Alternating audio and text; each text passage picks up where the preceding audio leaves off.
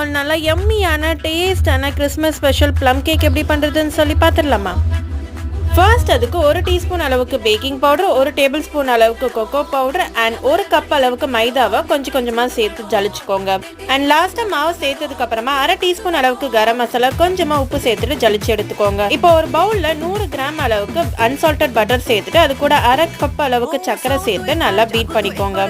டோட்டலாக நம்ம 3 எக்கு சேர்க்க போகிறோம். ஃபர்ஸ்ட் 2 எக்கு சேர்த்துட்டு பீட் பண்ணிக்கோங்க. அதுக்கப்புறமா மீதி இருக்க 1 எக்கு சேர்த்துட்டு நீங்கள் பீட் பண்ணிக்கலாம். இல்லைனா விஸ்க் வச்சு கூட மிக்ஸ் பண்ணிவிட்டு கொஞ்சமாக பைனாப்பிள் எசன்ஸும் வெனிலா எசன்ஸ் சேர்த்துட்டு நம்ம ரெடி பண்ணி வச்சிருக்க மாவை கொஞ்சம் கொஞ்சமாக சேர்த்துட்டு நல்லா மிக்ஸ் பண்ணிக்கோங்க. மிக்ஸ் பண்ணதுக்கப்புறமா இதில் நம்ம சோக் பண்ணி வச்சிருக்க ஃப்ரூட்ஸை சேர்த்துட்டு நல்லா மிக்ஸ் பண்ணிக்கலாம். இந்த பேட்டரை ஒரு 7 இன்ச் அளவுக்கு ட்ரேயில் பார்த்தீங்கன்னா ஆல்ரெடி பட்டர் ஷீட் போட்டு வச்சிருக்கேன். அதில் இதை ட்ரான்ஸ்ஃபர் பண்ணிவிட்டு 180 டிகிரியில் ஒரு 20 to 25 மினிட்ஸ் வச்சு நல்லா பேக் பண்ணி எடுத்துக்கலாம்.